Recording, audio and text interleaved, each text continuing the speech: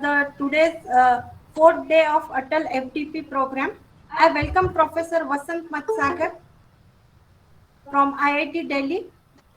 His today's session is earthquake resistant design practices, a case study. So, sir will be discussing the various case studies related to the yesterday how he has taken the section related to the vibration control system, and in that basically the passive control system, base isolation system, and other passive control system. Sir, over to you. Welcome, sir. Thank you, madam. Is my screen visible?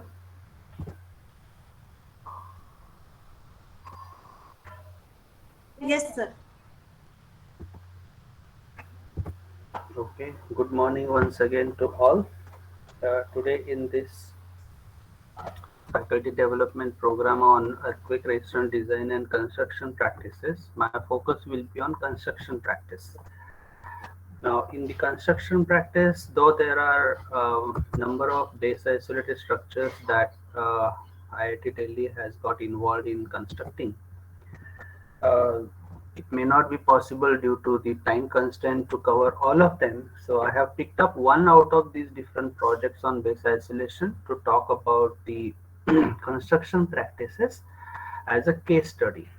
So there I will go into the details of how we have designed that base isolated structure against a site specific earthquake and how we have evaluated the performance.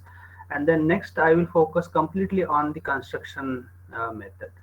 Then there are other projects, again, as time permits, I will talk about it, because every project has some unique features in construction and it requires its own specific design for a site located at a particular seismic zone.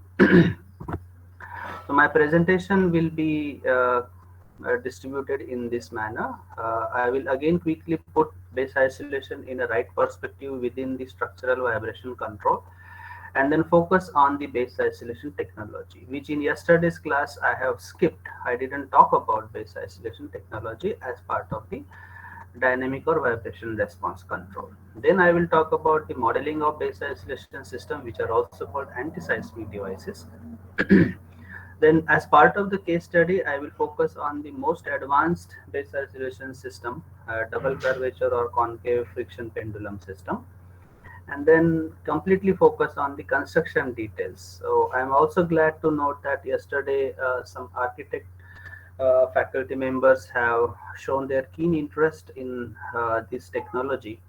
So today in my presentation, I will focus on what kind of architectural requirements needs to be fulfilled in case of base isolated buildings, particularly for the functionality of the base isolation system. And we rely on the architects to help us in making those arrangements so that base isolation remains functional, especially during the earthquakes. Then other projects I will simply quickly highlight, and then I will put some concluding remarks. Are my slides properly visible? Yes, sir. Yes, Yeah, sir. it means I am audible as well. Yes, sir. So yesterday I have covered in my lecture discussions on vibration control systems. In vibration control systems, I had categorized them into passive, active, semi-active, and hybrid control systems. So base isolation typically that is used these days is either categorized as the passive in the passive vibration control system, or it can be in the hybrid. The reason why I'm saying is typically we use more than one type of device in base isolation. So there is a notion that it is a passive control device. However, if you are having some additional device in conjunction with the base isolation system, then it becomes hybrid. And we do use some other devices for enhanced damping. So therefore, either it could be categorized into passive or into hybrid category. From the Japanese perspective, they essentially do not categorize base isolation at all within the vibration control system itself. For them, all the dampers are part of the vibration control, whereas base isolation is not. However, from my viewpoint, base isolation is also a vibration control system, and it can be categorized into passive or hybrid control system. Base isolation, as against the tune mass damper, works again on the principle of uh, avoiding the resonance. So yesterday we have seen, in case of tune mass damper, we make sure that there is a resonance. We ensure that resonance even for practically constructed building in real life, so that we tune the frequency of the tune mass damper to that of the parent structure. And if during the construction there is some deviation in the material properties and geometric properties, we keep a margin to change the mass or stiffness and damping of the tune mass damper, so that resonance definitely takes place. Because if resonance doesn't take place, there is a possibility of amplification of the dynamic response instead of reducing it down. Exactly opposite of that we do in base isolation. In case of base isolation, we always try to avoid the resonance, and therefore in order to avoid the resonance, we put some such systems in the structure externally, so that the frequencies are not matching. Now typically an earthquake doesn't have one single frequency, so if we have a earthquake digital data available with us, very quickly we can convert that into a frequency scale by using the Fourier transform. Once we transform it in the frequency domain and see the plot against the Fourier amplitude and frequencies, we what we find is there is a spectrum of frequencies in which the excitations are high, in which the Fourier amplitude is high. So that is the frequency content of the earthquake excitation. Now, if the modal frequencies and especially the fundamental frequency of the structure lie within that bandwidth of the frequencies of external excitation, then there is called what is resonance in that particular mode. And especially if the resonance takes place in the first fundamental mode, the dynamic response of the system um, excites or it amplifies quite drastically. Now, if we design the structure such that its modal frequencies and especially the fundamental frequency does not lie within that bandwidth of the external excitation frequency, then we are avoiding the resonance, not just in the fundamental mode but also in the higher mode. But typically in base isolation, we only focus on the fundamental mode, where we shift the frequency of the overall dynamical system, means building in this case, from the predominant frequencies of excitation to some other frequencies. Now we also know that during the earthquakes, trees they sway with the earthquake. So trees they do not resist the earthquake. In fact, they move with during the earthquake, move with the shaking ground. It is because they are flexible. So I draw some parallels with respect to the trees which do not fall or fail during the earthquake. That because they are flexible, to that with the base isolated building. In the base isolated building also, we tend to make them more and more flexible. So that flexibility reduces down obviously the stiffness, which means that the natural frequency of the building is reduced. Frequency is reduced means it's reciprocal, that is time period is increased. We know that flexible structures have higher time period and lower frequency. And because of that shifting or change in the natural frequency or time period of the building, there is avoidance of the resonance with that of the predominant forcing frequencies of the structure. So this is the fundamental principle on which base isolation works. In addition to that, obviously there are certain other advantages of base isolation. One is, of course, we have very high damping, because otherwise in case of steel structure we have about 2% of damping. In case of concrete structures we have about 4 to 5% of damping, depending on the extent of cracking. However, because we use rubber typically in base isolation system, rubber has very high damping. It starts from about 10% and it can go as high as 15 or even 20% of the damping, which is a very high damping, and that is quite advantageous in vibration response control. In addition to the change in the frequency, in addition to the addition of the external damping in the system, there is a third advantage that we obtain from a base isolated structure, and that is the mode shape is changed. The fundamental mode shape of a fixed base building is a cantilever mode, whereas that in the base isolation mode. In the cantilever mode, the deformations are distributed throughout the height of the structure. Whereas in case of isolation mode, all the deformations are concentrated at the isolation level, whereas rest of the structure mostly remains intact or rigid. I prefer not to call that as rigid. However, the deformations are not as significant, especially in the isolation mode in the superstructure. So we do change the mode shape itself in base isolation technology. So apart from that, base isolation allows the superstructure to be built as per the mercy of the architect and structural engineers as much as possible, because its design is not much governed by the earthquake load combination. Rather, its design is mainly governed by that of the dead load and live load combination. So here a simple illustration is shown, drawn by one of my student, as to how the base isolation is typically carried out. That we have some foundation, let's say isolated foundation, and on top of that there are isolation systems, and then a base rock, and then we construct the superstructure normally as we do for any reinforced concrete structure. And then during the earthquake, you can see that all the deformations are concentrated only at the isolation level mainly. Rest of the superstructure remains more or less intact, means it doesn't receive the earthquake forces as such.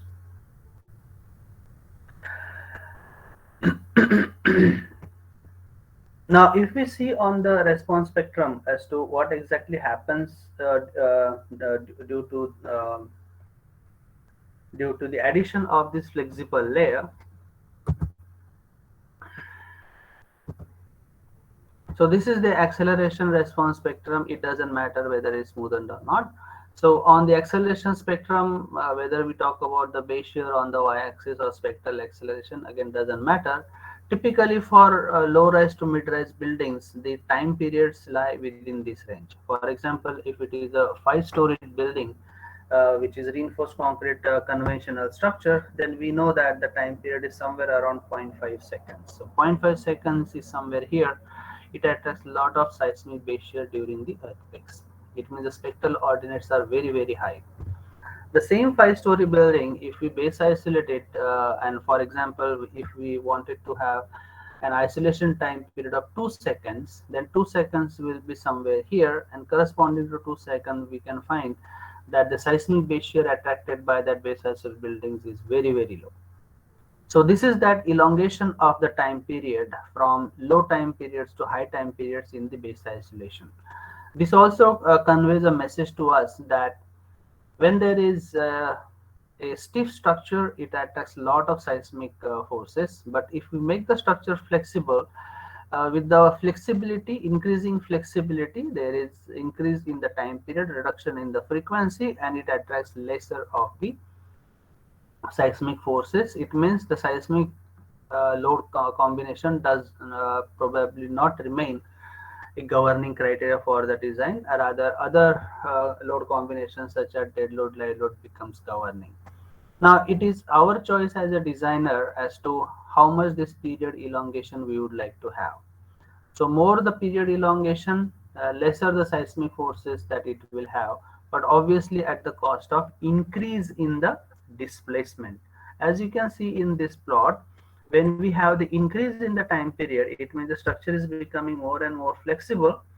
It is experiencing more of a displacement. Again, which is very well understood that with increasing flexibility, there is increase in the displacement. However, in order to control the displacement to quite some extent, we can increase the damping. So more the damping, less the displacement. So as you can see here, by increasing the damping, we can reduce down the displacement to certain extent. Nevertheless, still there is some large displacement across the isolation plane, and typically we put some dampers additionally in order to control the excessively large displacement response in the base isolated building.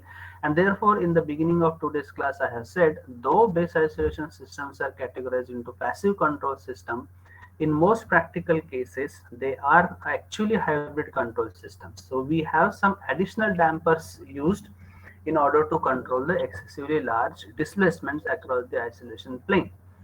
In addition to that, in order to save the cost part, yesterday there was one question asked regarding the cost part. So in order to address the cost, it means in order to reduce down the cost, especially in the Indian context, we try to reduce down the requirement of number of isolation systems, because isolation systems are relatively costly. And in order to reduce down the cost, we use some sliders which are not so costly. They are much cheaper and they can even be locally made.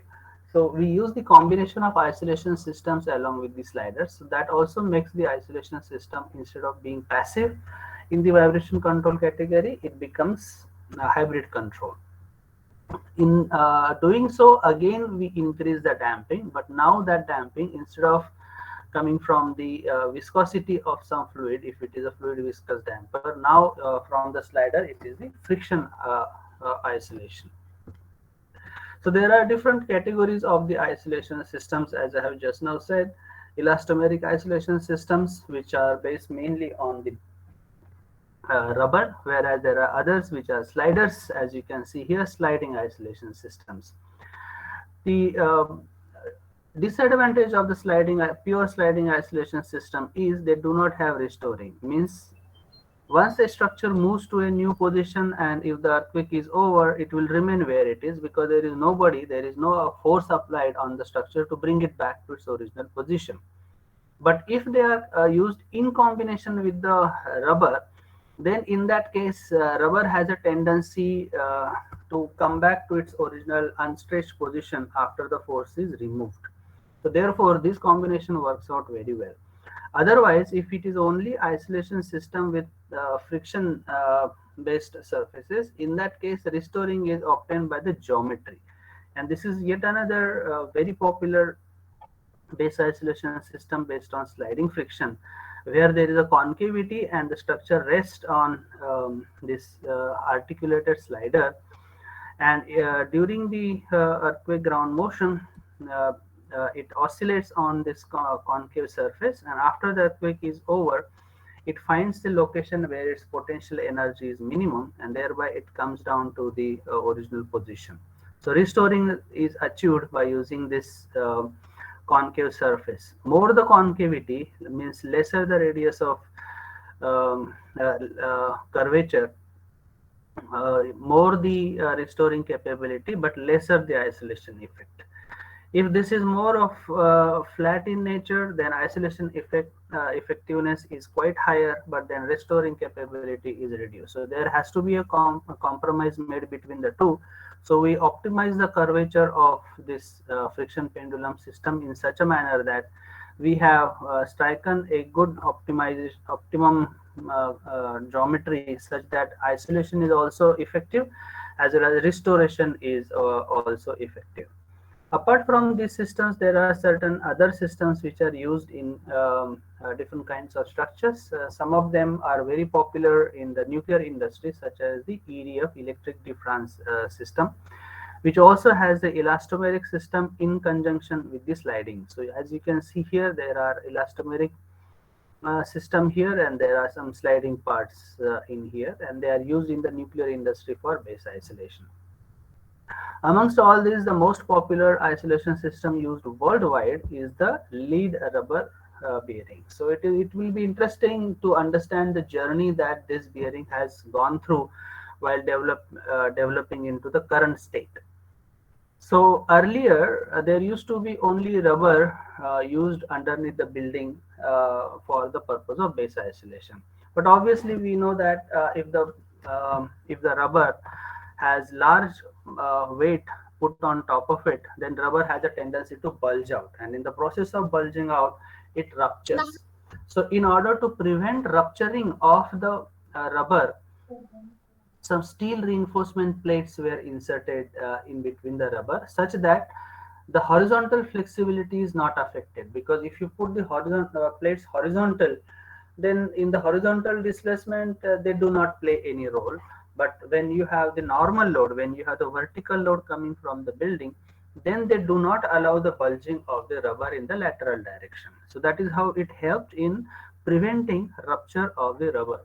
However, during some minor earthquakes or even during the ambient wind condition, normal wind condition, these systems were so flexible that the structure used to experience some shaking, and that is a discomfort to the users. Because during the normal condition, these isolation systems should not work. It means there should not be any displacement across the base isolation plane. So in order to do that, now we have two requirements. One requirement is during the normal service condition, and other requirement is during the earthquake condition. During the normal service condition, we need high stiffness, and during the earthquake excitation condition, we need low stiffness and high flexibility.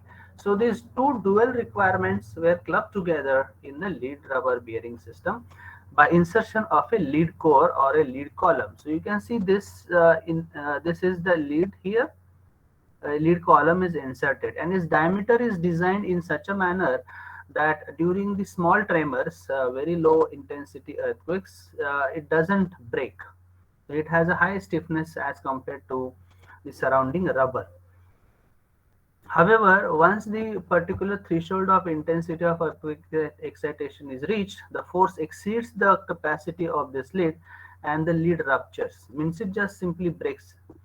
Now, once it breaks, it is no more able to take any forces, and all the forces are then taken by the surrounding rubber, which is very flexible. So now we have two stiffnesses coming into picture. One, the first stiffness is that of the lead, and second stiffness is that of the surrounding rubber. Now, the lead, when it is functional, typically a stiff member always takes the forces maximum because of the relative stiffness, which all of us have studied in our undergraduate. Whereas in case of the flexible system, it doesn't take load as long as the stiff member is there.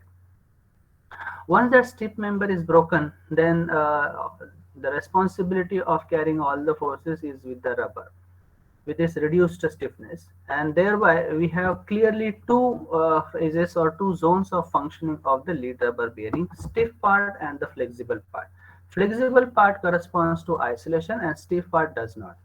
Now one may wonder as to why lead should be used. Why cannot we have, let us say, steel as a column there? Means we can use a steel member here as such. The reason why lead is used is it has a very peculiar quality of recrystallization. It means once this column is broken and the earthquake is over, then obviously we will have to replace this isolation system. So if we are using lead, we do not have to replace this isolation system, because after a certain time, that broken part again recrystallization becomes a one single column, and it remains there to take the further loads. That recrystallization process happens peculiarly in case of lead, and therefore we use a lead column here. Before I go any further, are there any quick questions on this part?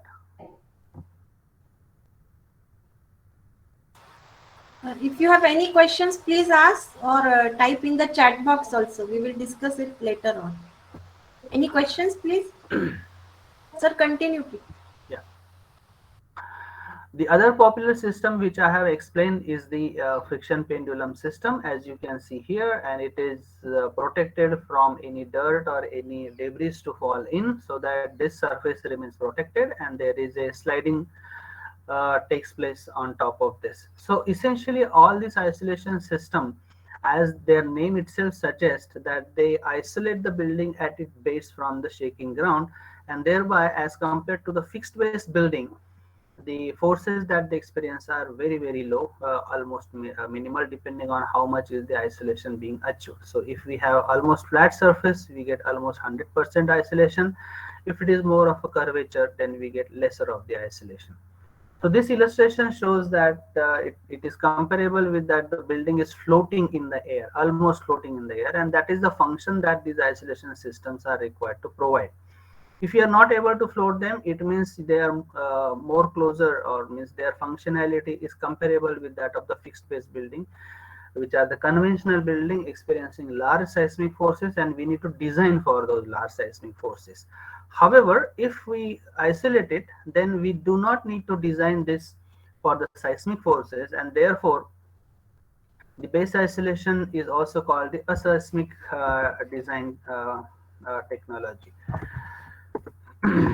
So a seismic is spelled like this. A seismic, the reason why this is a seismic means there is a added before seismic is that we actually do not design it for the seismic for some different reason, and that different reason is there is some other element available for taking care of the seismic forces. So therefore base isolation is a seismic design philosophy. Now its modeling in day-to-day design offices is pretty simple and straightforward. There is hardly any challenge in that. So in the yesterday's discussion, I had very quickly talked about the structural dynamic concepts on which the vibration control principles are based. The same philosophy can be extended for modeling the base isolation system. So these are our conventional mass and stiffness matrices for a lumped mass 2D system, planar system. There we have to add one degree of freedom corresponding to the isolation. So if it is a 5-story building, means having 5 degrees of freedom at each floor level, now it will become 6 degrees of freedom, one additional degree of freedom. Again, whatever force deformation uh, uh, relation that we have for the isolation system, that will give us some stiffness and damping, and that stiffness and damping is added to the corresponding to that additional degree of freedom. For rest of the structure, whatever equilibrium of the forces that we carry out at each floor level, same equilibrium of the forces we carry out at the isolation level as well. So now you have this M1, M2, M3 up to M5, let us say for a 5-story building, you have additional mass, which is the base mass or base raft.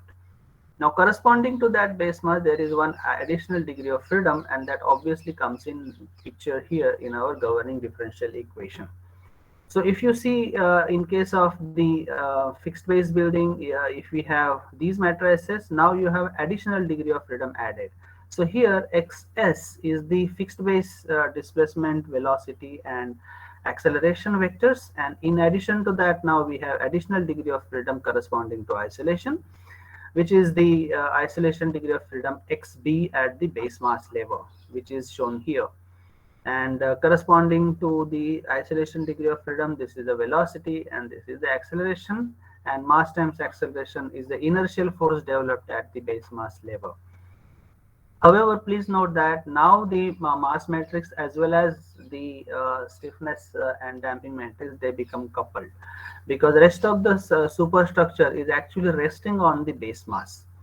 So thereby the first mode, obviously we understand that the lowest frequency is the fundamental mode, and because this is the very flexible layer as compared to rest of the superstructure, here it is steel or reinforced concrete columns, and here it is the rubber isolation system. So obviously it is very flexible as compared to the rest of the superstructure, which is relatively stiffer. So isolation time period is very low, uh, a time period is very high, the frequency is very low, and corresponding to that it becomes the fundamental frequency. So fundamental frequency in case of base isolated structure corresponds to the isolation mode only, and it governs mainly the response of the structure. So this explains the mathematical modeling of the base isolated building in a very simplistic manner.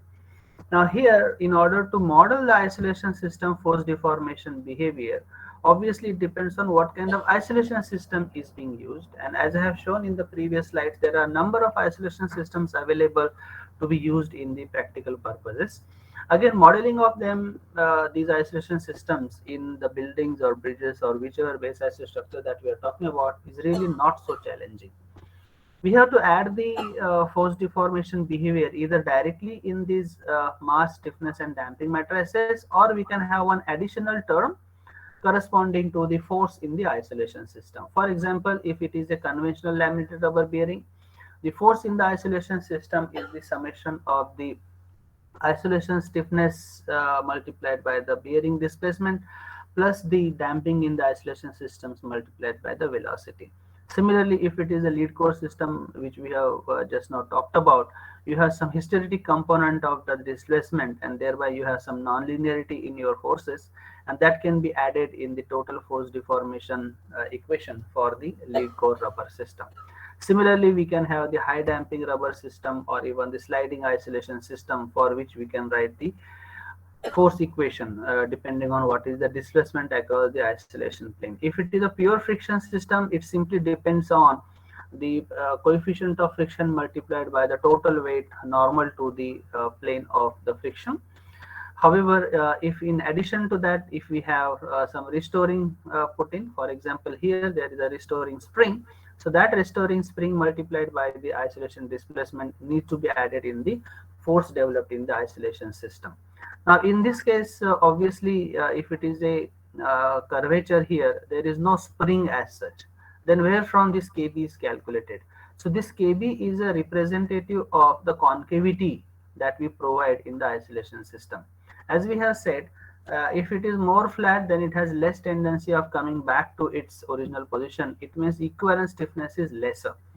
If it is more concave in nature, means the curvature is high and radius is low, in that case it has a high tendency to come back to its original position, which is equivalent to having higher stiffness. So this stiffness is governed by the curvature here. It is directly proportional, or it is directly calculated from what kind of curvature we are providing. Now, again, it is the type and choice of the isolation system that you may have more than one element in there, having either stiffness element, having either damping element, friction element, so on and so forth. And obviously, accordingly, your force relations keeps on changing depending on what kind of elements you have in an isolation system. And there are large number of isolation systems being innovated and introduced for different purposes. For example, at IIT Delhi, one new isolation systems has been developed and patented, for which Dr. Aruna Rawat is also one of the co-investigator.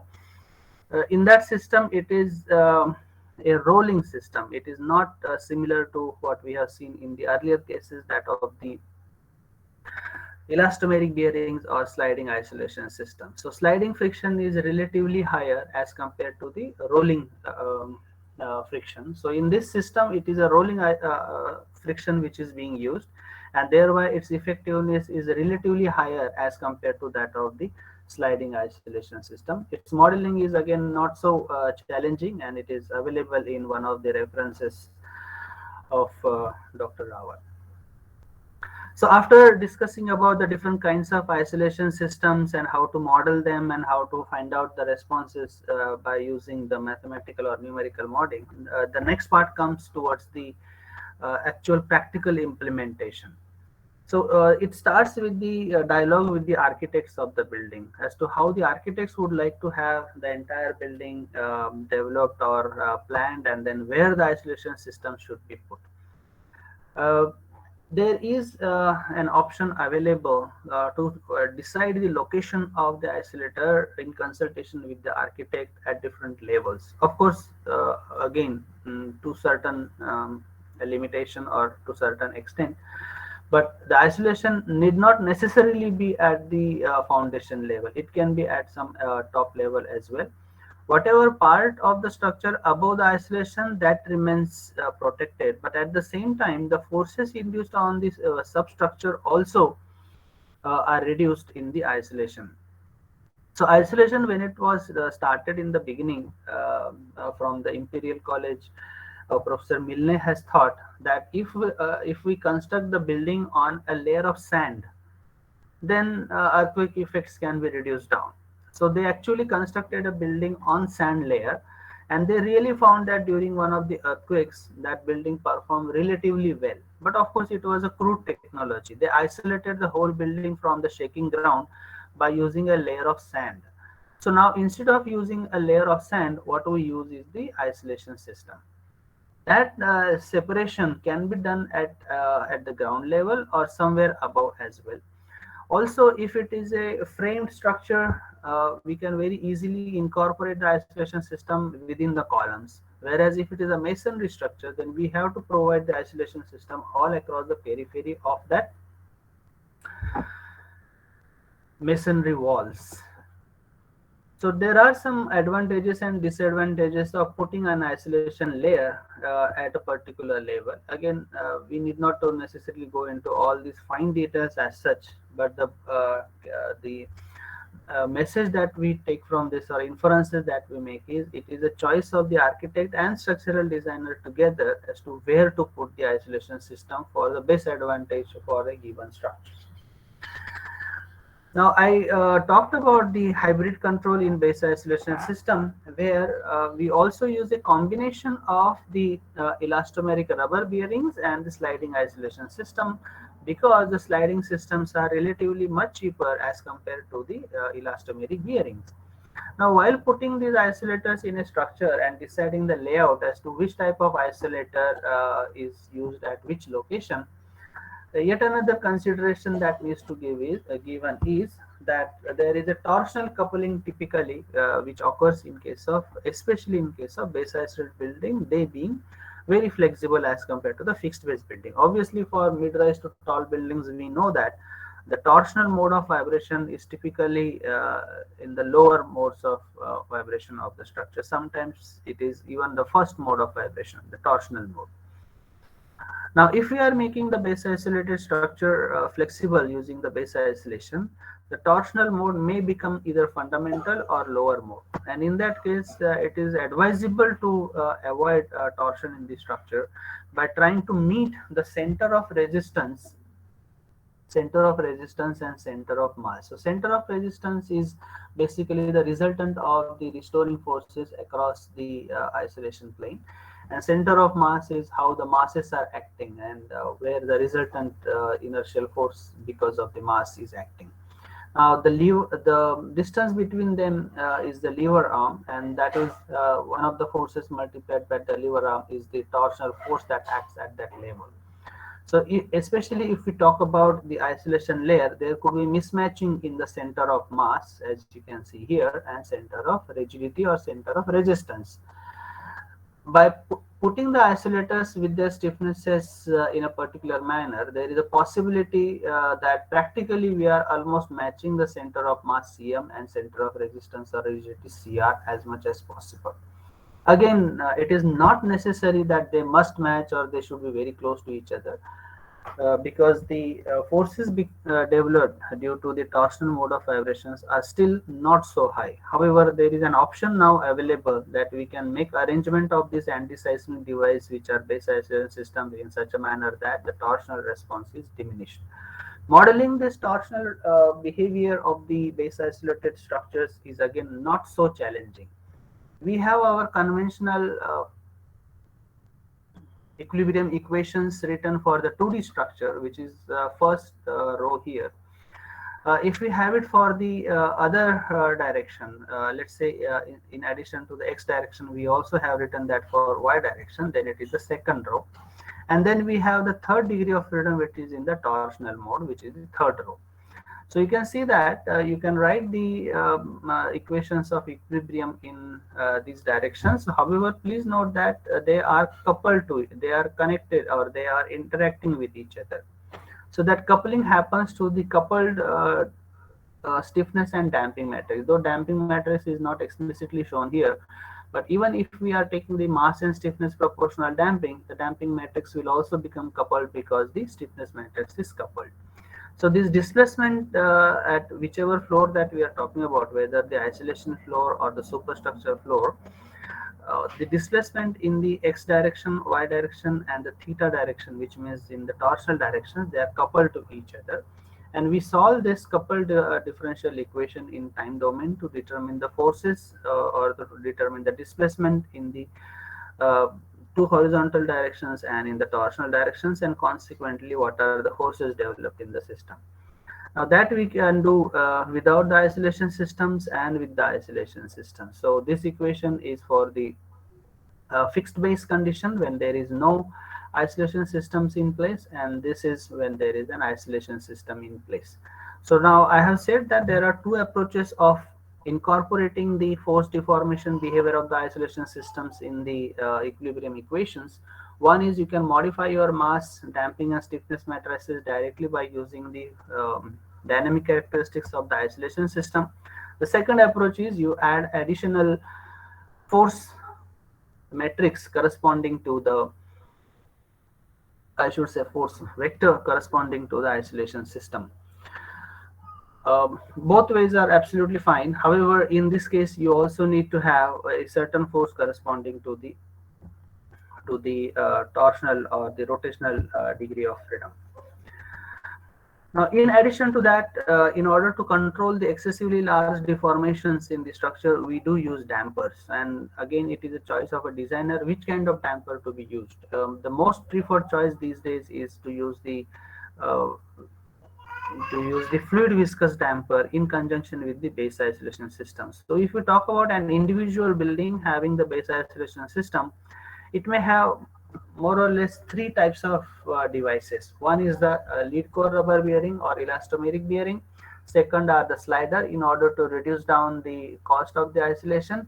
And third is the fluid viscous damper. Typically, this combination of these three, they work very, very well in case of base isolated individual structure.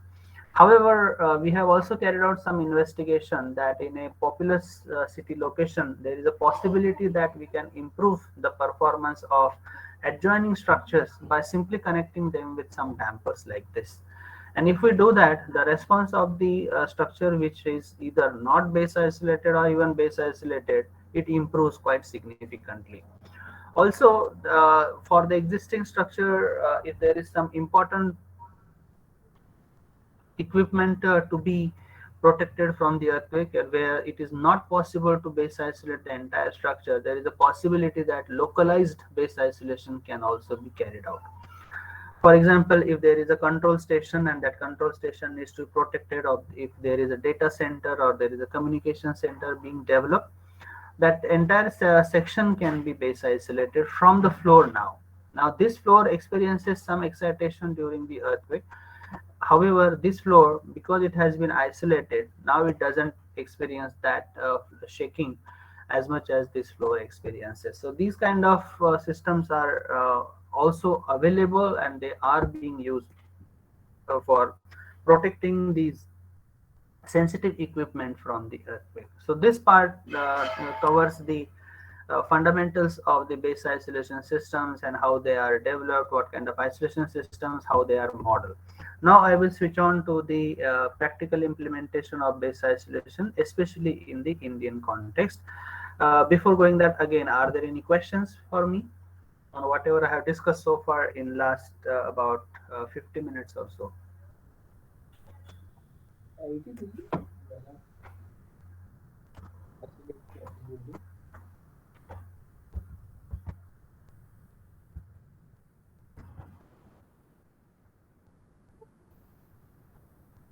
Okay, so there are no questions.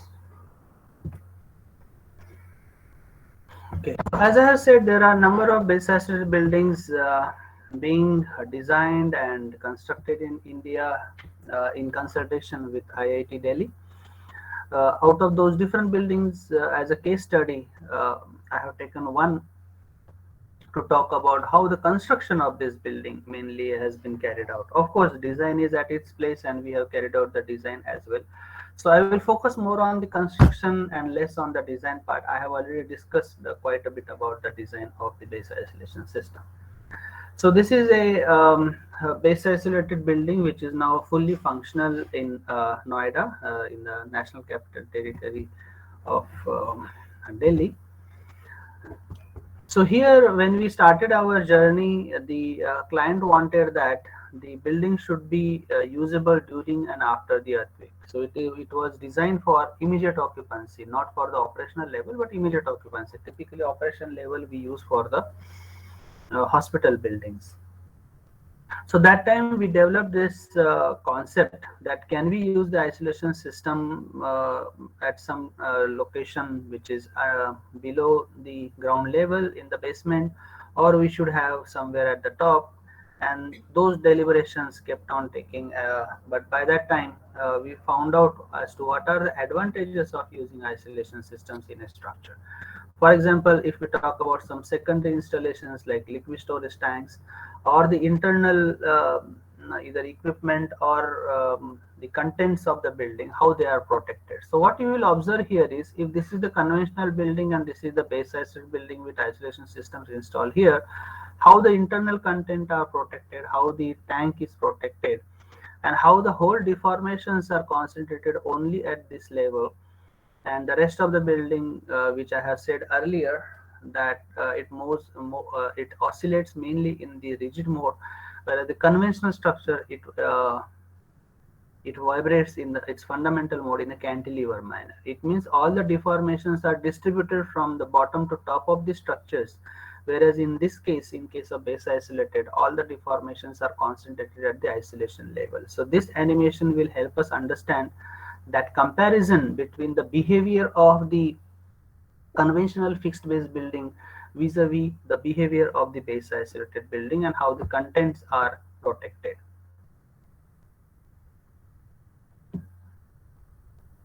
So you can see the internal contents are being thrown here and there. There is a lot of deformation here. However, here there is hardly any deformation.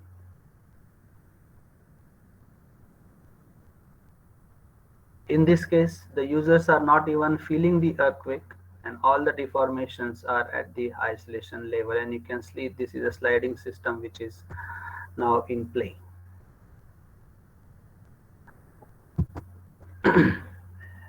So this is the building that now I will start talking about all the activities that we have carried out, right from the planning, then designing, and then construction in a step-by-step manner. So now this building is already occupied. I should have changed this sentence. It is ready for, it's not ready for possession, it is already in functional. So this is located in seismic zone 4 of India, and the idea was that its design is for the continuous functionality. So here we have used the immediate occupancy criteria, and in addition to the protection of the main structure, we were also interested in protecting the contents or the secondary systems as well during and post the earthquakes. And here we also wanted to showcase this base isolation technology to the Indian construction fraternity. So that has effect on the choice of the plane of isolation. So as I have shown, I'm going one slide back here.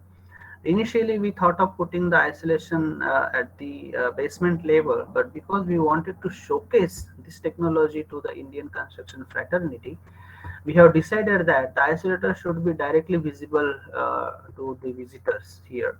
So you can see here, we have put the isolation above these two floors.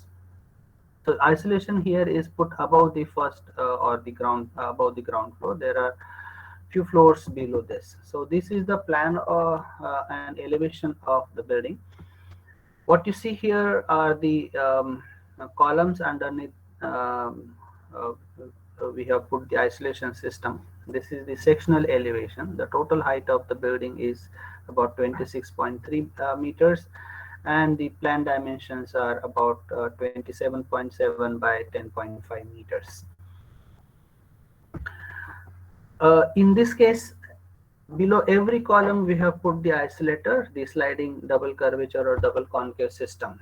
Now again, it depends on the designer and the architect as to how they would like to put the layout of the isolation system. It is a choice of the designer as such.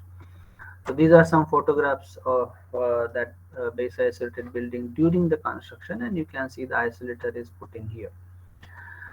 So this is a basement plus tilt plus 5-story building, and we have used different grades of concrete, M25 for column slabs and beams, and M30 for the raft foundation and columns below the isolation level. Now one can very easily see that we have used lower grade of concrete for the members which are above the isolation plane, and we have used higher grade of concrete for the members which are below the isolation plane, because the seismic forces are relatively higher below the isolation plane, and seismic forces are very low above the isolation plane.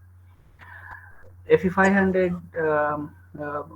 bars, TMT bars have been used as the reinforcement, and we have used now two approaches for modeling this building. The Frame above the isolator level is used as the ordinary moment resisting frame, and the frame below is used as the special moment resisting frame. Now, one may wonder as to why we have done it so. The idea was that the superstructure should not experience any damage during the earthquake. Now, for it to not damage during an earthquake, its response reduction factor should be actually 1. But then it is required for the hospital buildings where the operational level of performance is anticipated. This is a commercial building. Here, it may experience some negligible damage. So, therefore, the response reduction factor for the ordinary moment resting frame was chosen as 3, whereas for the members below the isolation level, it had some capability. It has some capability of experiencing the nonlinearity, and thereby the response reduction factor used for that is 5. Obviously, all of you are familiar that if we have higher response reduction factor, there is higher nonlinearity, and it also means that there is some additional damage, and that damage is actually desirable so that the seismic input energy can be dissipated therein. Nowadays, we are not even considering this response reduction factor of 3 above the isolation level. We are almost taking it to 1. Now, code has started recommending to use it somewhere around 2, or even in some cases 1.5 to 2. It means some damage is still anticipated in the superstructure. It means in the members above the isolation plane. Still, it is debatable. But for hospital buildings, we are recommending that there should be no damage. It means it should be the response reduction factor for the superstructure be as taken as 1. The importance factor is taken as 1 for this building. However, for other important buildings, it could be even higher than 1. We found that without this isolation system, the building would have the time period of 0.44 seconds, but then we wanted to enhance that time period to make it more and more flexible. So we took the base isolated structure time period as 3.6, which you can imagine is a very, very high time period, and the period shifting is significantly high. It is 8.2 times higher as compared to the fixed base building. It means our forces in the structures have reduced drastically because of this very, very high period enhancement, which also simply means that we have made this this building very, very flexible as compared to its fixed base counterpart. Now, we had decided the location of the isolators very judiciously based on the fact that this is a showcase building where we wanted to showcase the base isolation technology. So the isolators are put here, as you can see in this location. However, for that matter, we need to ensure some additional detailing in consultation with our architect to ensure that the isolation still remains effective.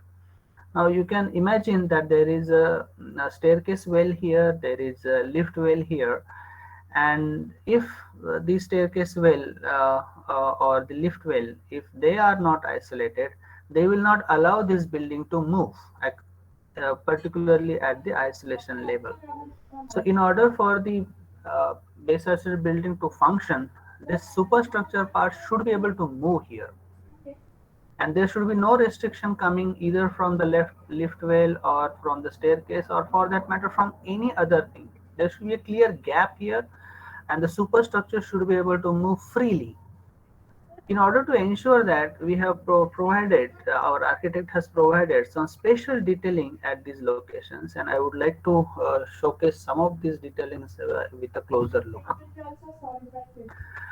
So these are the isolation systems. They are located at at these points as highlighted here in this cross section. Now let us have a look at what provisions have been made at these locations, because now they are resting on the columns, not on the footings. Isolation systems are installed on the column pedestals. Whereas we will also have a look at how we have isolated the lift well and the staircase in this case. So first of all, how the isolation systems are installed on top of the columns. So the column cross section is flared, though again it was not essential, but we preferred it so that there is a gap available here where we can put jacks, so that if we would like to replace the isolator, that is possible. So if in future, for whatever reasons, if we would like to replace the isolator, what we would simply do is we will put the jacks here, lift the structure a bit, maybe by a few millimeters. This load on the isolator will be removed, and then the isolator will be removed, and the new isolator will be put, and the jacks will be removed. Again, the load will transfer to the isolation systems. So therefore, we have flared the column so that there is some margin available to put the jacks.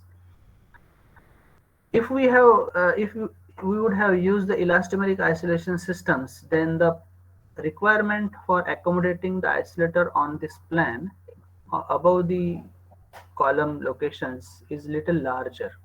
If we use a sliding isolation system, the overall dimension in plan for the isolation system it reduces in addition to the height of the isolator. In other words, the elastomeric bearings are typically deeper, means their height is more as compared to the sliding isolation system. Sliding isolation systems are relatively compact as compared to the elastomeric isolation system. So as an architect, one has to look into as to what is the effect of putting this layer of isolation, both in terms of the height as well as in terms of the plan dimension. So in terms of plan dimension, it reduces if it is a sliding isolation system as compared to the elastomeric bearing. Immediately corresponding to the isolation layer, there has to be a mass associated with it. One may argue that this seismic isolator could have been put somewhere below here, but if we put it somewhere below here, there is no mass directly associated with that isolation degree of freedom. So isolation should be put at that location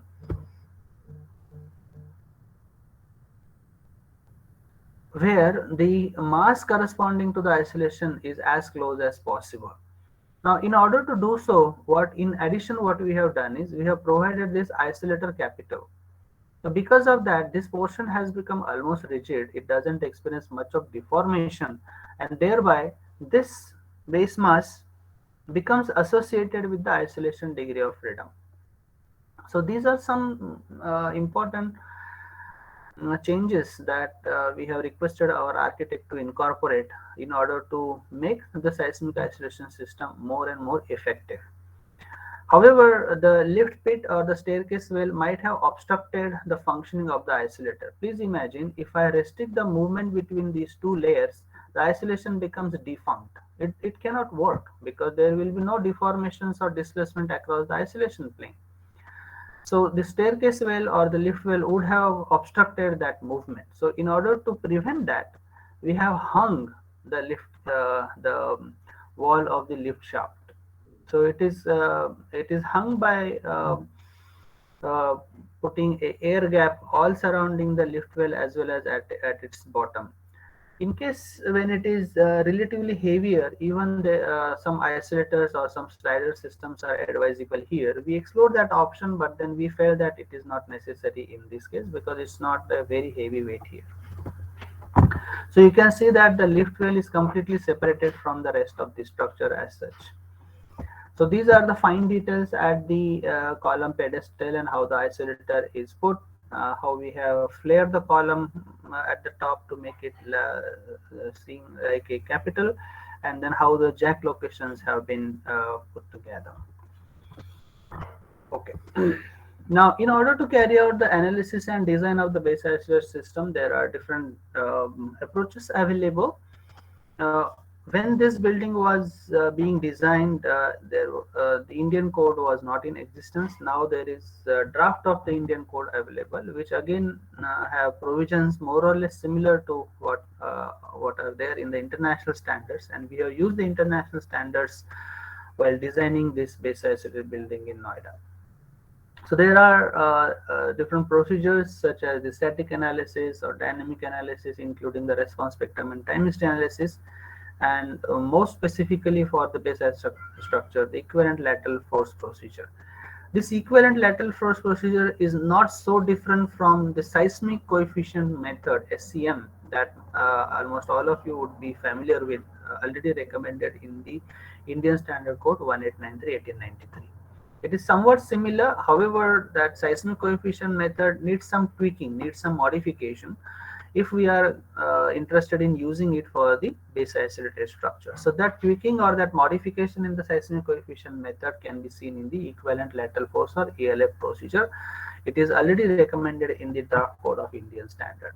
However, typically the base isolated structures are important structures, and therefore, in addition to the equivalent lateral force procedure, it is recommended to carry out the time history analysis and the response spectrum analysis. In the response spectrum analysis, in most cases, we follow the linearization, equivalent linearization of the isolation system, which is relatively less accurate as compared to the detailed nonlinear time history analysis. Again, for very important base isolated structures, it is advisable to use the nonlinear time history analysis where all the effects of nonlinearity can be taken into account. While modeling it in the linear parts, or whether it is ELF, equivalent lateral force method, we have an equivalent linear system developed. Obviously, isolation systems are highly non-linear, so how could it be converted into a linear part? So in order to do that, this nonlinear force deformation behavior, we change it into a equivalent linear by joining these two extremes here and taking the area of this loop as the damping. So we have one single stiffness and a total damping added, and thereby we can use the conventional response spectrum given even in the IS code. Now, as I have said, the superstructure, in at least in the fundamental mode, behaves as a mostly as a rigid part. Means there are hardly any deformations. Means there are no almost no deformations in the superstructure, especially in the first mode. Even the entire superstructure could be clubbed together as one single lumped mass acting on the isolation system. If we do that, you can even analyze this base isolation building even as a single degree of freedom system, having one mass and stiffness corresponding to the isolation and damping corresponding to the isolation. We can take the stiffness corresponding to the nonlinear isolation by joining these two extremes. So we are essentially solving a linear system, a single degree of freedom system, for finding out what are the forces developed during an earthquake for the base isolated building. For that sense, it is extremely simple. Even we can do these calculations on our hand calculations or even on our calculator. However, obviously there are some approximations incorporated therein, and those approximations corresponds to the equivalent linearization of the highly nonlinear system. However, again, for practical purposes, this does give us some idea as to what will be the benefits of isolation if we isolate a building by using the nonlinear isolation system. Also, if we are using Indian Standard Code response spectrum, it becomes very easy for us to use the Indian Standard Code for the base isolation structure design by using the linear response spectrum already available in the Indian standard, by incorporating that kind of an equivalent linearization. As I have explained, we connect these 2 points and then take the total area enclosed within that as the energy dissipation in damping.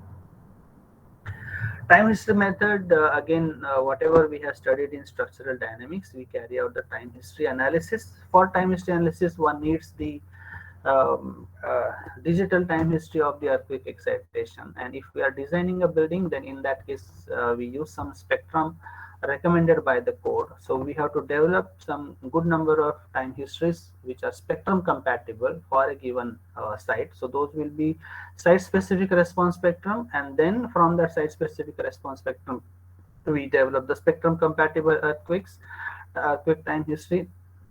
And because this is an inverse problem in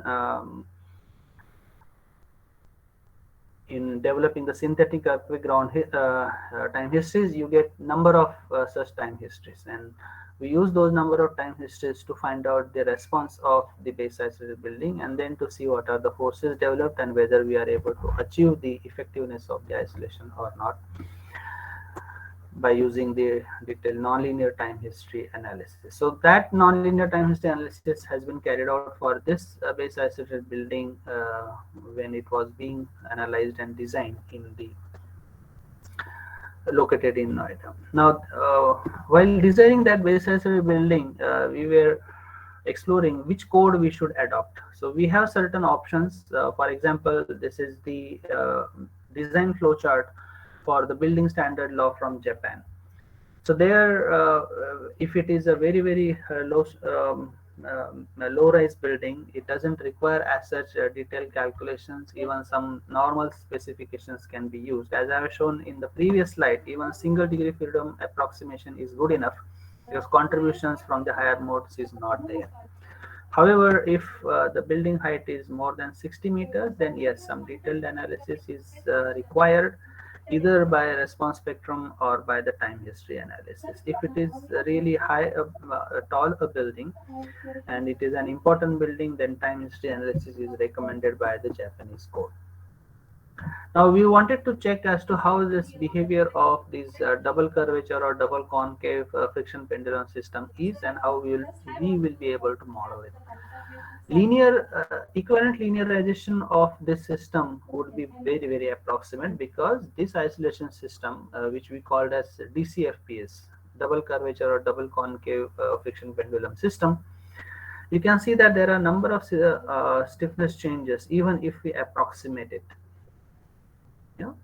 Now, if we are modeling that just by a straight line like this, the stiffness is calculated by joining these 2 points together and calculating the area enclosed in one hysteresis loop as the damping. That would be highly approximate. So we went ahead with one second option, which is the bilinear instead of the linear one. So this is the actual isolation system put in place. Its cross section would something like this. What you see here is the top plate. This is that top plate here. These two are the side protections, and I will talk about that in a little while. These are the side protections, and the actual isolation systems is not clearly visible here, but it looks like this. These are the anchors which are embedded inside the column at the top, and these are the anchors or anchor bolts which are embedded in the column pedestal in this case. And this blue colored one is the isolation system. Within that, you can see this is the top curvature, this is the bottom curvature, and that's how the name is derived, double curvature or double concave system. So these are the two curvatures. In this case, both the curvatures are having the same radius of curvature, and this is the slider that moves inside that. I will show again the actual bearing, how does it look and how it has been installed. So these bottom anchors, which are embedded inside the column below, or the pedestal below, you can see them here. This is yet under construction. The isolation system is only put in place. The construction is yet to be completed. So you can see these tower bolts here at these locations, and these top anchors or top anchor bolts are seen here. So now the column will be constructed on top of this. So this is how that isolation system looks like when it is opened. So this is that bottom curved part, this is the top curved part, and this is that slider. I'm going one slide back. So I'm talking about this slider here, the top plate and the bottom plate. Now this is opened in order to see what is there inside. So this has been opened and we can see. So this is the actual bearing which is used in this project. There are two types of bearings used. The two numbers of R1 larger size bearings, and rest of them R2, the 13 number, which are not as large as these buildings. So they have different effective stiffness and different effective damping. Again, I will talk about the reason why we have used two types of isolators in this project. However, both the isolators eventually gave us a time period of about 3.6 seconds. This is the model initially we have used while designing system as to what kind of isolation system we are going to use. The total 15 isolators, which are friction based sliding friction based isolation systems used in this project. So we modeled it in the commercially available software, where the isolation systems were actually put at different locations, and we tried to see what is the effectiveness. But this only shows at one particular level, which has been finally decided where it should be used. Now, one of the advantages of the sliding isolation system is The resultant forces from the superstructure and the reaction forces from the bottom, the resultant of that, they have no eccentricity. So eccentricity is not as such an issue when it is a friction isolation system, because the resultant of the forces, they do not have any eccentricity. So in our analysis we have also found that. So this kind of isolation system has been modeled in this numerical model. However, that highly nonlinear isolation force deformation behavior, again I'm going to the previous slide, this kind of behavior we have not modeled. And that decision we have taken consciously. We have already carried out some investigations before, where we have worked on and studied what is the influence of these isolator characteristics on the overall response of the base isolated structures. So with that compromise in the accuracy, we have decided to go ahead with the equivalent linearization first. We found that it is rather too approximate. So we again improved our modeling and we went ahead with the bilinear force deformation.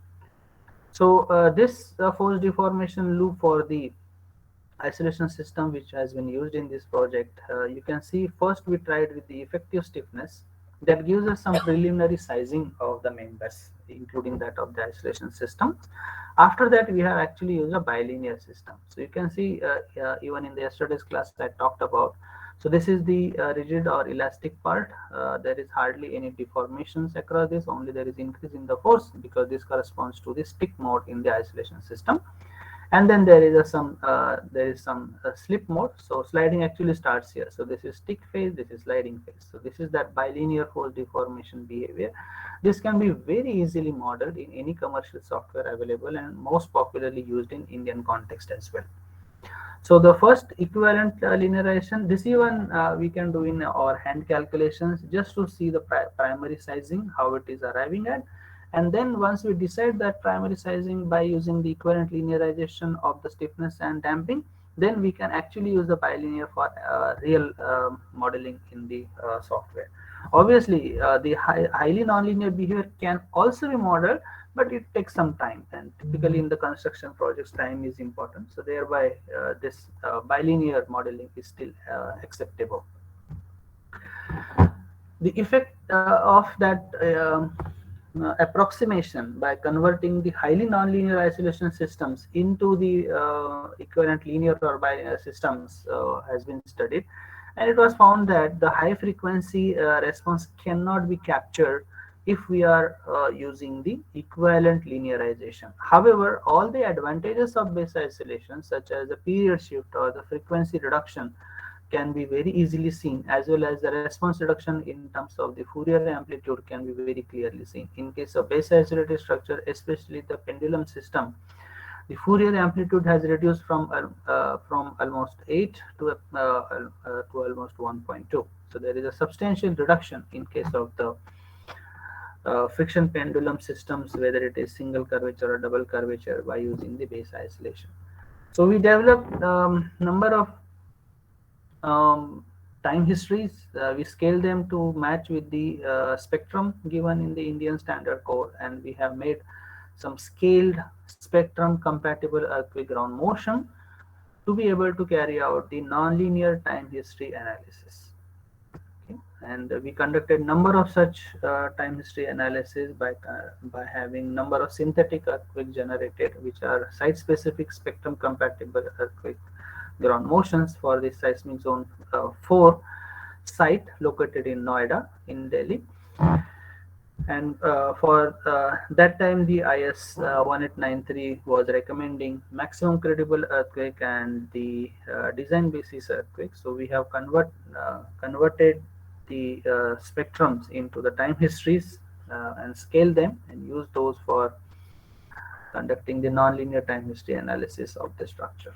And there of our interest was how the force deformation looks like. As I have said earlier, we have used the bilinear system, and when we have used these site specific spectrum compatible earthquakes and tried to see what kind of force deformation loop we are getting with this modeling approach, we could clearly see that we are getting a bilinear behavior, and that is what we had modeled. So this gives us an idea as to whether our modeling approach is correct or not. In addition to that, I have also talked about that single degree of freedom approximation of the base isolated building that helps us to understand just by using hand calculations as to what is the force experienced by the bearing, maximum force corresponding to the p ground acceleration, and what is the displacement corresponding to that. So simply by hand calculations we can see as to whether the results of the detailed nonlinear time history analysis are in the ballpark figure region, whether we have been able to model that nonlinear isolation system accurately in this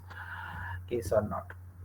So in this case, we have ensured that our numerical modeling is properly done, and you can see here the maximum displacement for the considered earthquakes here was as high as 160 millimeters. You can imagine 160 millimeter is relatively quite high, almost about 5 to 6 inches of the displacement across the isolation plane. Those forces we have taken onto the foundation, and we have designed the foundation. You can see here the foundation modeling. In this building, the foundation soil was very poor, extremely poor. So we did some localized strengthening of the soil. However, it is not required in all the projects. But we have calculated the forces coming from the superstructure on the foundation and then took that in our foundation design calculation. So these are the pictures of the real construction. This is the bare site when it was excavated, and then we carried out some investigation to determine the bearing capacity of the soil through the geotechnical engineering experts. They have carried out some tests there to find out the net safe bearing capacity of about 35 ton per meter square. Again, though it is not too low, but still we decided to carry out some strengthening. After that, the construction of the rest of the structure started. The raft was built, and then it was the conventional construction, obviously. So the raft in this case was about 800 millimeter thick because the subsoil was really very poor. So these are the construction activities for the construction of the raft slab, and then comes the installation of the isolation system. Because this was being first time in India, even the other eminent structural engineers, they were also curious and interested to know how the isolation systems are placed in are installed in place, and how the entire structure is built. So there were a number of meetings held with those scholars. As you can see here, Mr. Vipul Ahuja is seen here, or Mr. V.K. Gupta is seen here. They were all interested in seeing as to how these isolation systems are installed. Here, Mr. Amandeep Garg, another structural engineer, is seeing as to how the isolation systems are installed. Now, the installation procedure for the isolation system can be seen from some of these pictures. So a total station was used to have the isolation systems put in place very accurately. So you can see the levels of the isolation system was accurately seen, and its overall alignment is accurately made by using the total station. This is the isolation system. As you can see, it is currently locked. You can see there are black color bolts here, so they do not allow the movement of the top plate relative to the bottom plate. Once it is put in place, once the entire structure is built and it is ready for possession, we remove these black color bolts. It means the top plate and bottom plate, they are not connected directly through the plate, but during the construction they are directly connected. These are the bottom anchors which goes on top of the pedestal in these holes, and then we do the high strength grouting here. We provide a template for installation of these isolation systems. So that template you can see in this picture, and once it is properly aligned here, once the grouting is done, then the rest of the superstructure construction begins. So you can see the template here. Initially, this template makes sure that the isolation system is properly put in place. So now here it is visible that the construction has reached up to the first floor level. This is the part of the column below the isolation level, obviously, and above this there will be superstructure. So in this case, there is also one point to be noted that the design of the substructure is relatively heavier as compared to the superstructure, quite naturally. And we have flared the column dimension above here. The column is flared so that later on, if we would like to replace the isolator, we can put the jacks on top of this column pedestal. So now the isolator is put in place. It is ready for grouting. Now the grouting is done. Grouting is completed. Again, the black color bolts which are locking the movement between the motion between the top plate and bottom plate is now clearly visible, because during the construction process there is no requirement of the top plate to move with the bottom plate, obviously. And the isolator is also protected from all sides so that no dirt or construction debris fall in, because that will directly affect the functionality of these isolation systems. So once the grouting is done, the template is still there in its place. Now we wait for the grout to harden, and once that is done for all the isolation systems, the rest of the superstructure can be constructed. Now, I have said that there are two types of isolation systems we have used, and out of them, two of them are larger in size. So you can see the one in the extreme right corner is of larger size, and this one is on the larger size. So on diagonally opposite two corners, we have used large size isolators, and rest of the isolators are the regular DCFTS isolators. The reason why these two isolators were used of larger size and different design is that we wanted to make this as a fail-safe design. So even when the extreme displacements have been reached, there has to be some protection received from the excessively large deformations, and still in order to reduce down the seismic input energy, we made some arrangement there. So that arrangement is shown here. So these two spatial isolation systems which we have custom designed, this is not there in the practice as such. We have done it exclusively for this project, that we have added a kind of a fuse on the periphery of this.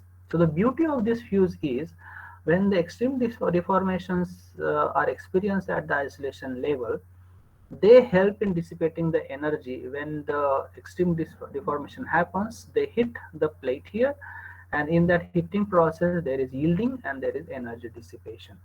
At the same time, they make sure that there is no exceedance in the design displacement as such beyond that point. So there is energy dissipation plus there is a restriction in the displacement. So you can see that two types of isolators. The large isolator, one that I have shown in the earlier figure, the extreme corner, that can be seen in this picture.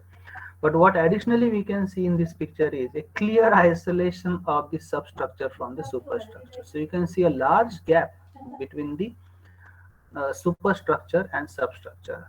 This is the bearing plane. Bearing plane separates the superstructure from the substructure, and you can see the column pedestal here and that fuse here. This is during the construction. This is after the construction is completed. And that fuse now can be seen in this case. So over travel protection was achieved by using this pendulum, and this is a very customized ingenious design carried out in this particular project. So that corner isolator is now clearly visible here along with the fuse that we have put in place. So this is after the construction of the superstructure, how that corner isolator would look like, and you can again see the sky outside, because there is a very large gap. Isolation is provided for the superstructure from the substructure, and this is the isolation system that was put in place. This is the pedestal on top, this is the pedestal on the bottom, or capital on the top and capital on the bottom. This is another picture where we can see that there is a clear isolation using the isolation system. Superstructure is isolated from the substructure very clearly. This is at the staircase location. Then the construction carried further. I have shown you starting from the foundation, then the basement floor, then the installation of the isolation system, and then the superstructure is built. Now, what is clearly visible here is the sizes of the column below the isolation plane and above the isolation plane. Below the isolation plane, the sizes of the columns are quite large as compared to the sizes of the column above the isolation level. So these are the striking advantages of using base isolation, that the design of the superstructure reduces down quite drastically, that the demand on the structure reduces down quite drastically. In fact, in many cases, the design is not governed by the load combination involving earthquake. The design is only governed by the dead load live load combination. Obviously, it depends on what kind of isolation systems we are using. If it is giving higher isolation effect, the demand on the superstructure, which is also called seismic demand, that reduces down quite drastically. If the isolation is not so effective, or if the period shifting or the frequency reduction is not very high, then the superstructure may also receive some seismic forces, and the design may have some effect to be taken into account from the seismic forces viewpoint. Anyway, so superstructure construction has progressed further. Even it is visible that the forces in the superstructures were so low that we have provided such a low depth beams for relatively larger span. So this is approximately 10-meter span, but for 10-meter span, obviously the design is governed by the deflection control, but otherwise from the seismic viewpoint, there was no requirement of providing these members quite bulky. We had to work with the architect quite extensively in this project in order to ensure that the isolation remains effective. As I have said, that the superstructure must remain completely isolated from the rest of the substructure. There should be no interference or obstructions to the movement along the isolation plane. In order to do that, we had to ensure that the lifts or the flights, they are not obstructing the isolation plane. For example, if this would have been a conventional flights for the staircases, then the staircase would not allow the isolation to be effective. It will not allow any displacement because they are very strong, or the strength is quite high. Therefore, what we have done in this case is the superstructure flight is coming up to here, and it is not connected to the flight from the substructure. In the substructure, there is a separate flight and there is a clear gap between these two flights. So during the earthquake, when the superstructure would like to move, that movement is very easily possible here. At the same time, when a user is using these flights, these steps, the staircase, for the user it hardly matters. The user won't probably even understand or conceive or foresee that there is some gap here, because for the user this rise is almost same as this rise. So there is no difference, significant difference between the rise. However, for the architect and structural engineer, we have ensured that there is a clear gap here. Please note that during the operation of the building, this gap should remain as a gap. It should not be closed. For example, there should not be any debris stuck in here. If, for example, there is some debris here, that debris will restrict the movement of the top with respect to the bottom, and that will affect the effectiveness of the isolation. Please note that the superstructure may have not been designed for the seismic forces, but because of those debris, if there is a restriction on the displacement across the isolation plane, some seismic forces may filter in the structure and it may experience higher seismic forces. Of course, still we have investigated that also and found that those seismic forces are very, very low. However, it is important to ensure this gap. Now, I have clearly shown you how that gap is provided in case of staircase in the flight. But in addition to that, we also have another fixtures provided. For example, even the railings. Railings also have some stiffness. So in this case, in order to ensure that the isolation plane is unobstructed, even the railings were also discontinued. So we have provided some aesthetic provisions here, so that the top railing and bottom railing, they can move relative to each other. So we can see that across that plane, across that isolation plane, there is no structural member or non-structural member cutting across and obstructing the movement of the isolation system. So even the lift well is also isolated, and there is a gap, and we have closed that gap for the functionality purpose. Now this is that hung lift well. So architectural details are made such in a such a manner that the functionality is not hampered. At the same time, the isolation gap is maintained, whatever is the maximum design displacement that we are used in this project. But apart from that, there are other non-structural components that may even interfere the isolation plane and obstruct the displacement at the isolation level. For example, the supplies, the water supply pipelines or the sanitary pipelines or even the electricity connections and so on and so forth, even AC ducts, for example.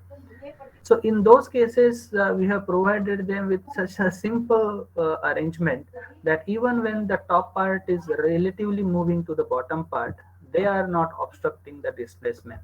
So this is done for the electrical wiring and conduits. They were provided with some flexible hoses. You might be able to see here that this is a flexible pipe or flexible conduit crossing across the isolation plane, and they can accommodate a displacement of more than 300 millimeter, which was the design displacement for this project. Especially for the supply lines, the piping systems, some such flexible hoses were provided across the isolation plane. So this is the actual fabrication of the piping systems used in this project, where they were allowed to, or they were able to accommodate almost 300 millimeters of the displacement across the plane. So these are some of the architectural requirements required in this project from the structural engineering viewpoint. I will take up questions on this construction of this base isolated building later on. But again, yesterday there was a question that in the Indian context, how cost effective these are. So because this is a showcase, this is a showcase building where we intended to show what is the effectiveness of the isolation in addition to the seismic against the seismic forces against the cost effectiveness as well. So we carried out a detailed investigation as to how much is the cost incurred in this for different cases and how cost saving was done. In this plot, we see the costing required for the beams. So the cost required for the beams has reduced down as compared to the fixed base because seismic demand has reduced. Similarly, that for the columns, for the foundation, slabs are unaffected whether we use base isolation or not. Same cost is required. Lift core, one may wonder that it might have incurred a higher cost, but that was not the case. Even in case of base isolated building, the cost of constructing the lift core is less, and obviously the isolator cost, it depends which kind of isolator and how they are being purchased and procured from, but that is the additional cost. Otherwise, mostly the costs are reduced. So overall, what we have found that there is actually a reduction in the cost depending, of course, on what kind of reduction in the seismic demand has been achieved by using the base isolation. So all these calculations show to us that typically the base isolated building does not require very high investment, and mostly there is a reduction in the structural cost, but the variation in the total structural cost could be in the range of plus minus 5%, not more than that. Nevertheless, specifically for this project, because we have used a very special kind of isolation system, the overall the structural element cost, if it would have been a fixed base building, it would be 87.7 lakhs. After base isolation, it was 93.6 lakhs. Now, please note here that this is we are comparing with, for example, a journey by bullock cart with the journey by a Mercedes, right? Because the seismic performance of base isolated building is not comparable with the base isolated building. If we require the performance comparison, and then if we design the fixed base building having given the same performance as that of the base isolated building, this cost will shoot up very high. It will not be even practical. We cannot achieve the functionality as can be achieved in case of base isolated building. It will be almost cost prohibitive if we would like to achieve the same seismic performance as the base isolated building gives. So here the comparison is not between the functionality, means seismic performance of the fixed base building and base isolated building. Keeping that aside, even in terms of investment, the investment is not so high when we use the base isolation systems in our practices. So this shows some comparison, even with some compromise with the functionality. If we would have constructed this building only from one seismic demand viewpoint, and that is the interstory drift, to achieve the similar kind of interstory drift, the cost incurred in this would have been almost 1 crore 70 lakhs as against 88 lakhs for the same um, building using the base isolation. Also for the same flexibility, again the cost requirement is high because the sizes of the columns are reduced. So typically we found that if we have to use the same seismic performance, the increase in the cost is about 25%. Again, these numbers are actual numbers taken during the construction of this building.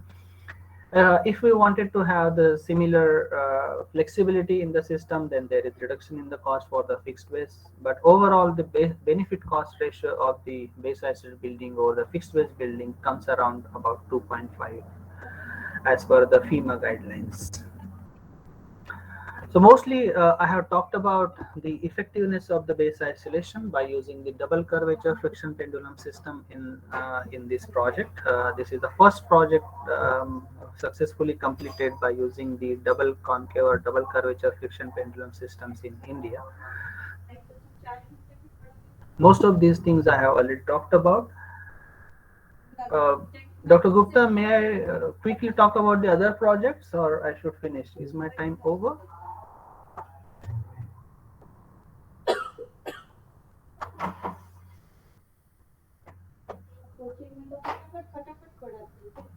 Hello?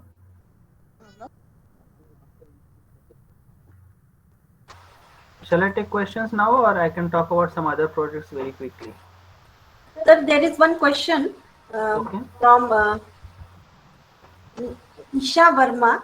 Yeah. Why to scale the time histories for spectrum compatibility? Yeah. Basically, earlier our code was mentioning the design basis earthquake and maximum credible earthquake. So whatever time histories we are generating while making them spectrum compatible to MCE and DBE level, we have to use the scaling. Any other questions?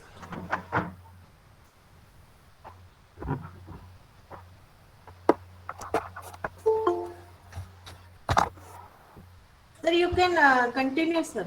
Okay.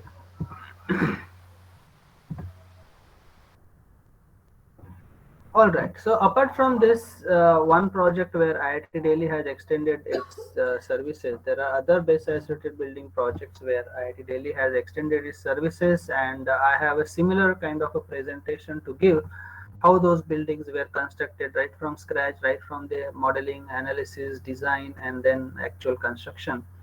But in today's presentation, because of the paucity of time, I have not included that. But I would just like to highlight that there are some major projects completed in India by using the base isolation technology. This should give a confidence to the construction fraternity and all of us, the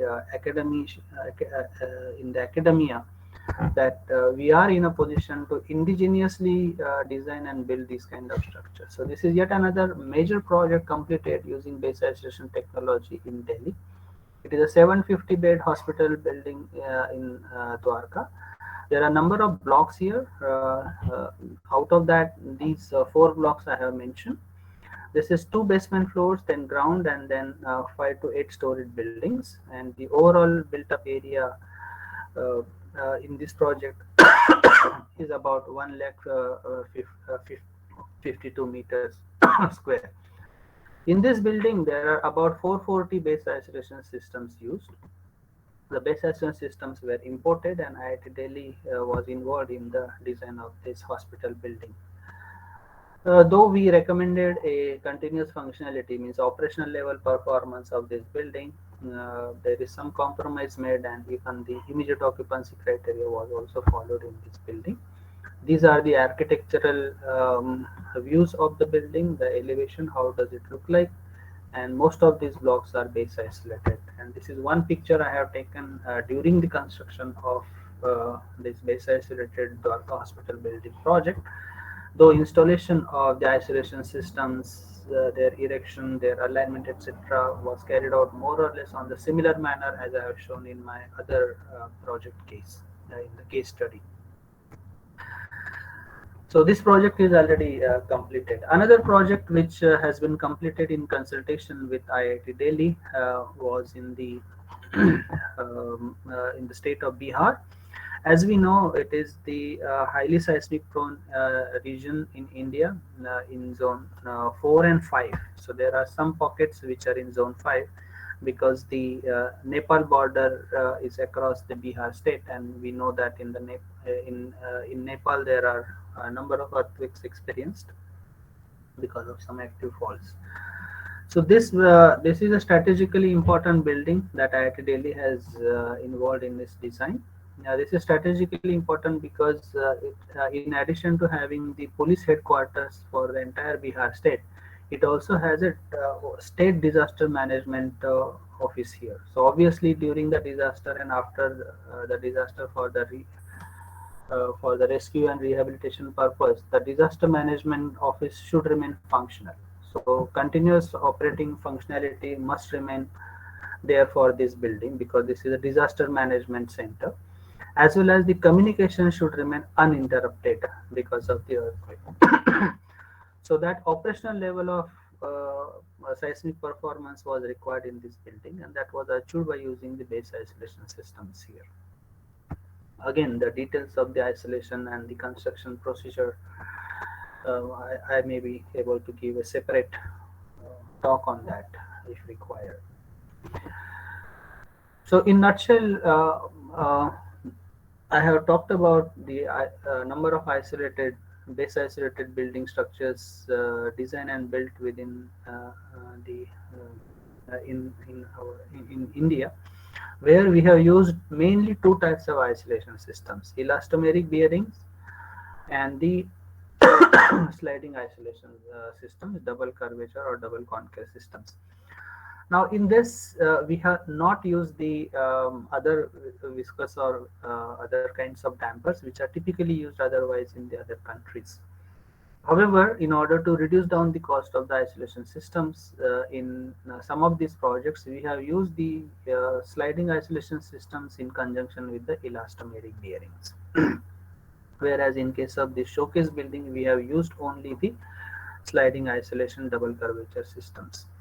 So all these details we have incorporated systematically in one of the books published in the CRC Press, and there we have talked about these different kinds of options available for a designer and architect to incorporate for designing this base building. Again, there was a question asked in the yesterday's class as to how cost effective it is and what kind of system to be chosen. It all depends on the designers, on the architects, how to choose it based on the effectiveness that can be achieved for case specific, for site specific, and for project specific cases. So with that, I conclude my presentation and talk today. But before I do that, I thank the organizer, Dr. Aruna Gupta, for inviting me to interact with you all, also all the faculty members of RGTV for their opportunity, and above all, of course, all of you for patiently hearing for now past about 2 hours. So now I will be glad to take any specific questions on today's talk.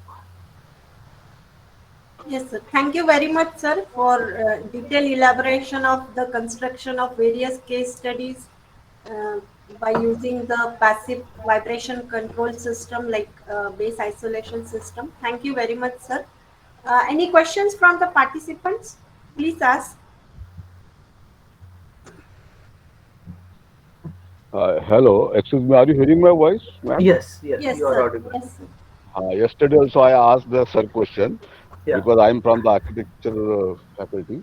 yeah. So my interest, because so many calculations are there, because that kind of knowledge I have gained through you.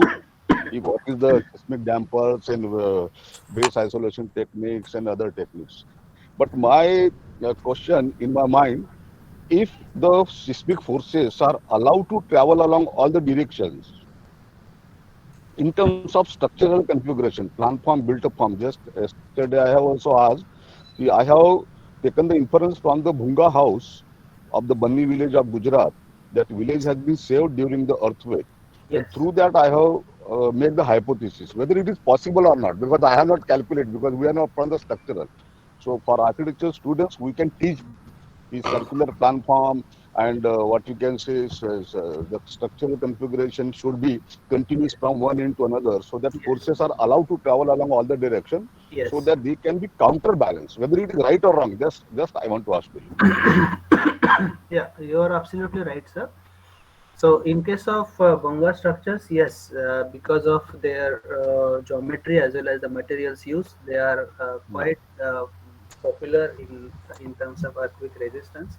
However, at the same time, in the modern society, we never know as to whether they are really so useful. For example, if we are building some commercial structures in a city center, we may not be able to use those kind of structures. There are several limitations in terms of population density, in terms of functionality, and so on.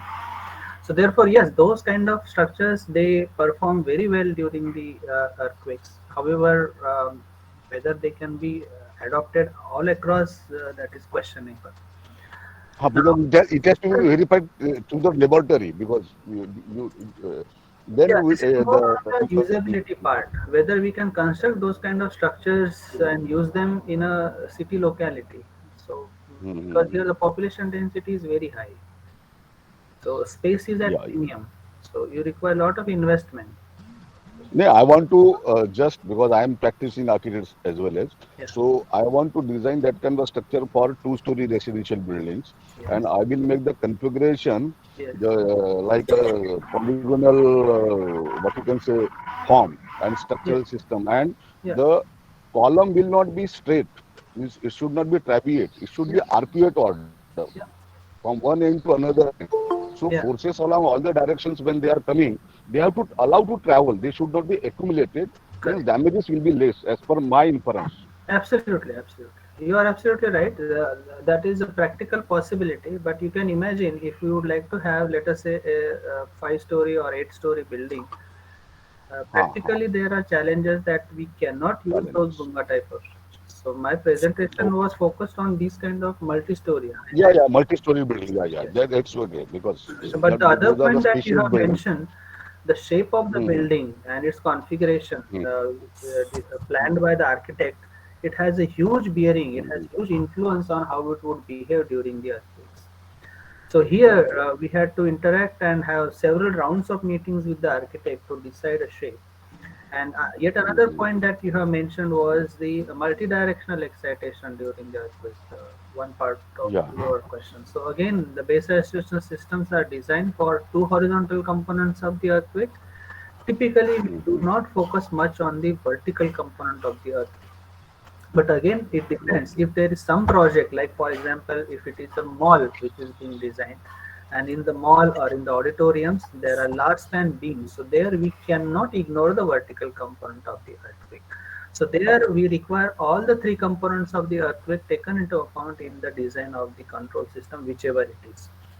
And even if I talk about the dome type of structures, again, Bunga type of structures also fall in that, but of course, the type of material used is again lightweight.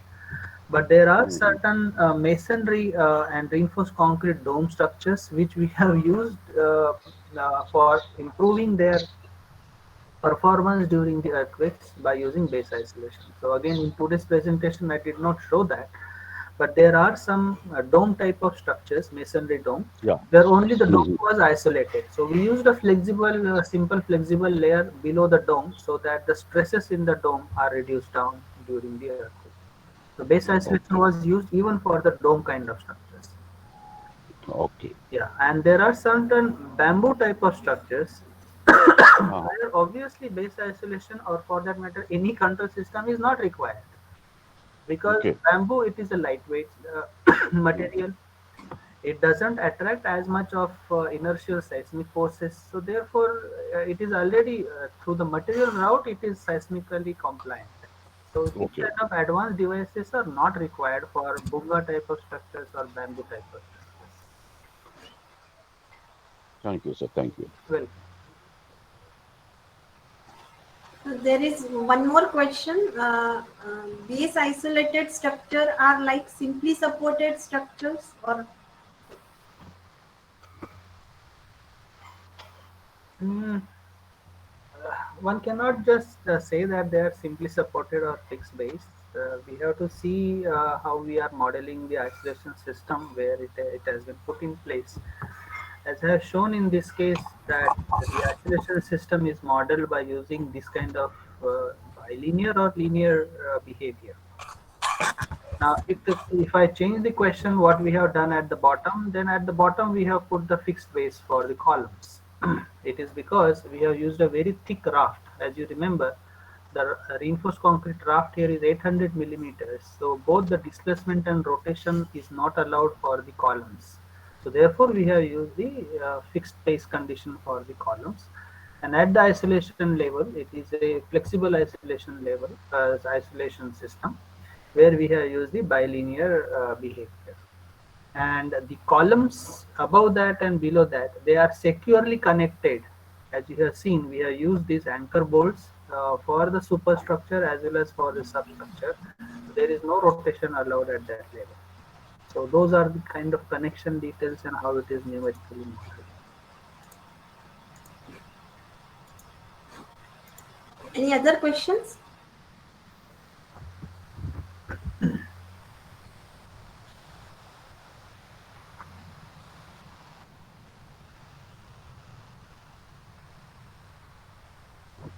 If no questions, then thank you very much, sir. Thank you. Thank you very much for sharing your expertise knowledge in this ATAL FDP program.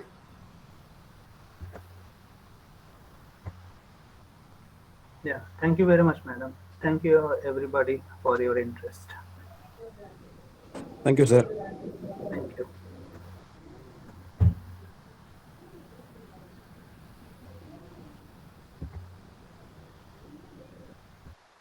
We will again reassemble at 12:15 for the next session. Thank you very much.